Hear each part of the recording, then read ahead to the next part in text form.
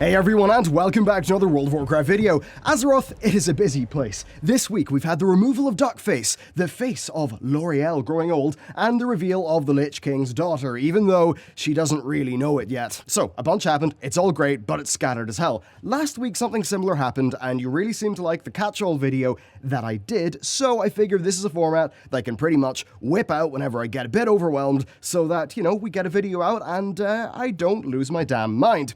Let's kick it off, though, with the opening of the burning of Teldrassil. We get the first little snippet in the most recent alpha, and well, Slyvanas is kind of hardcore. Are we the baddies? As we know, the Alliance and Horde have been massing forces in Silithis in order to gain control of Azeroth. Well, Sylvanas hears that the Night Elves have just sent a reinforcement fleet to Silithis, so in doing so, they have left their home territories under-defended. Upon hearing this news, players rush to the defense of Astranar, but it's too late. Bodies are all that remain. The town's guards have been poisoned by rogues, and then, seemingly, the civilians were rounded up and executed. Presumably, but it's a pretty fair assumption based on what we see. Now, the Battle for Azeroth novellas give us a detailed account of what actually is happening here. Horde rogues do indeed attack the town, and not just that town, supposedly all of the Night Elf outposts in Ashenvale. From what I understand, all of the events of the Alliance novella excerpt happen just before the player arrives, and by the time of the Horde excerpt, the battle has somewhat progressed with Saurfang, Sylvanas, and a Horde army occupying the town, but the timeline is somewhat unclear. Now, after inspecting Astranar, we then head over to meet Malfurion. The Horde stealth attack seems to have been successful, and troops are pouring into Darkshore, right to where Malfurion is standing. He's able to shut them down, forcing Sylvanas to flee. We then head to Darnassus to inspect the army, while Malfurion rushes to the Night Elf fleet, hoping to turn them around to join the defense of Darkshore and Teldrassil. It's certainly setting up to be quite the damn confrontation, and the role of Sylvanas is getting less and less balanced the more we hear about these factions. Now, while her actions make sense personally for her character, they do seem to be fairly at odds with a lot of what we know Thrall's Horde to stand for. She uses the Blight on both the Alliance and her own troops, and then raises them all. She seemingly is involved with civilians being rounded up and executed. Depending on the circumstances, she may do a genocide with Teldrassil. Now, rather interestingly, the description for the Before the Storm novel, which is the tie-in for BFA, it has just been updated, and you know what? It gives a less balanced account of affairs. So according to it, Anduin reacts to Azeroth by essentially being a good cinnamon roll. He tries to broker peace between the factions, but according to it, Sylvanas, as always, has her own plans. So it's certainly going to make for an interesting read, I think doubly so because Blizzard seem to be committing to a character-driven story with this expansion. For me, Saurfang is almost definitely the standout interesting character. They are totally positioning him to line up, like bang on, with the core Horde values that players really identify with. He is a direct foil to Sylvanas, it seems, and that really makes me wonder what Blizzard have got planned for the old orc. But next, more lore. Sorry to the anti-spoiler crew, there'll be a time code you can hit up. There's a new character called Talia, and she is a major player in Teldrassil, and she fills the role of being a kind of player companion, so we quest with her and, you know, that kind of thing. Now, the most recent build contained some extremely interesting information. She's Bolvar's daughter. Bolvar is the Lich King, and most people don't know that. In fact, almost no one knows. That information dies with Tyrion. The Death Knight player probably knows. The Fire Mage player probably knows because of Philo Malorn. Jaina and Varian decided not to tell Anduin in the Shattering, and then Sylvanas probably also knows. Yeah, you know, Blizzard have really set this up that they could just do so much with this and reintroduce Bolvar to the story if they wanted to. As I covered in a recent video, man, I am really suspicious of the Lich King. That guy is planning something. Remember that in Legion, Arthas' sister was also added to the game, and this gives us two more characters who are related to a Lich King. I'm not saying this is going to be an expansion or even a large storyline, but you know what? It seems like Blizzard are putting the pieces in place to do something with in the future. Next, it's Allied Race time. Yep, I know I should stop branding myself as a Warcraft YouTuber and just be an Allied Race YouTuber with the way things are going, but hey, here we go. Dark Iron Dwarves and Mag'har, they're now playable in-game, so let's take a quick look at their customization options and see what they are like running about in-game. Alright, we're in-game, and we're going to be taking a look at the Dark Iron Dwarves and the Mag'har Orcs. Let's kick it off with the Dark Irons, though. So, first of all, here is all of the classes that they can currently play, so no Druids, no DKs, and if we zoom in, let's kick it off with the skin colors, of which we have 4.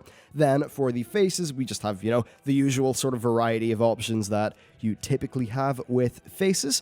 Now, hairstyles, we've got quite a few, and what's particularly cool about these guys is that their hairstyles do have this sort of smoldering quality. Now, what's nice is that that smoldering quality also still interacts with their hair colors quite well, and that can give you a variety of different looks, which is pretty nice. In terms of accessories, then, we have various different earrings that you can have, and they're available for both the men and the women. And then for tattoos, we have a whole bunch of really badass facial tattoos that, I think are pretty damn sweet. Let's hop on over to the males. This guy really does have a big bushy beard. Once again, we've got our different skin colors.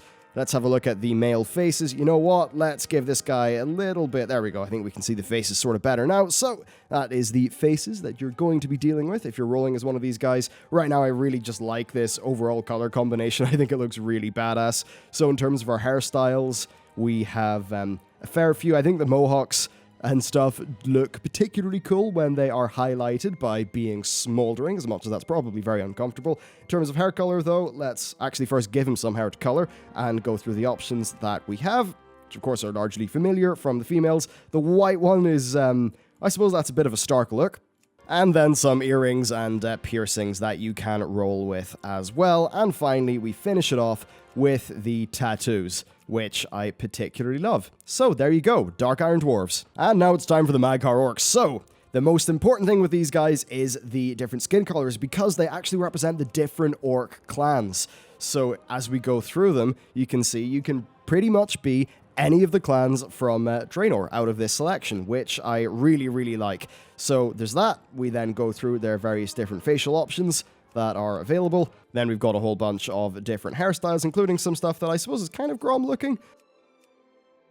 But there you go, some hair, and let's cover the different colors, which pretty much are what you'd expect. We then have the various different facial hairs. This guy's quite a long-looking fellow in the face right now. And then you can also, of course, choose between the two postures. Let's hop on over to the women, who, of course, do not get the posture choice because they've had pretty good posture the entire time. Once again, we've got all of our different skin colors to represent the different orcish clans. We've got a few different facial options as well. And then a whole bunch of different hairstyles. And then a whole bunch of different colors, as you would expect. Pretty much, though, the standard orc affair. But there you go, a quick look at the two new allied races. And that's not all for character customization, because Blood Elf males have just got 0.372% less basic. In a move that will surely cost us an entire raid tier, the gods at Blizzard Entertainment, they have removed the duck face. So it's basically a new game at this stage. And in other news, we also can now change our skin color for 300 gold at the barber. Certainly interesting, because that kind of undercuts the existing paid character customization service, which is good because screw that in its entirety.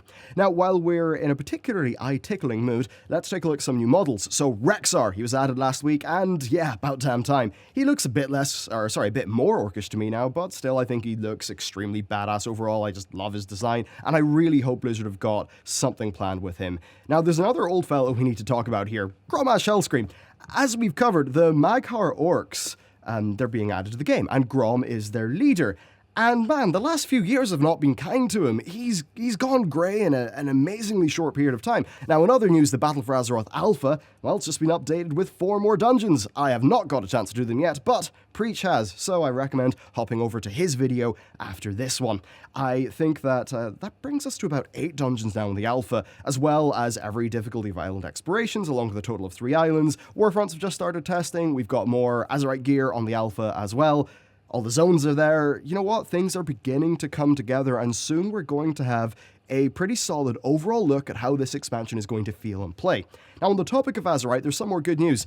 More advanced Azerite gear has been dynamite. This gear is far more interesting in terms of its traits, in that they sort of impact gameplay a lot more. That's great to see, and I've got to admit, I like how this system is set up in comparison to Legion's equivalent.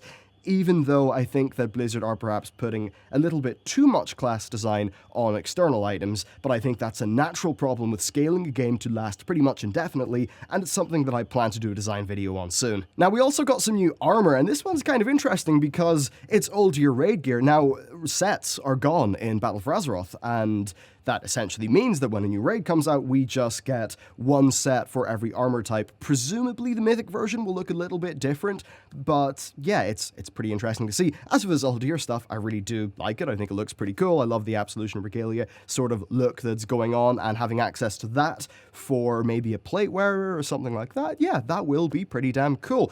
Now, I suppose what's interesting is that this stuff is the equivalent of, like, Emerald Nightmare gear, and I suppose the overall, like, the larger raid is probably the Ashara raid, right? It's probably not the Uldir raid, because Uldir, to me, is positioned as being the starter raid, a bit like Emerald Nightmare. So it'll be kind of interesting to see, for a really big raid like that, what do they do with the visuals of the gear. But yeah, that's pretty much it. What a damn week. A lot has happened, and yeah, I'm kind of curious to hear what you think about this format. It's probably something that if this was going to be something I maybe do twice a month, whenever there just is a whole bunch going on, maybe I'd, put a bit more effort into making this feel like its own thing. But anyway, I'm curious to hear what you think.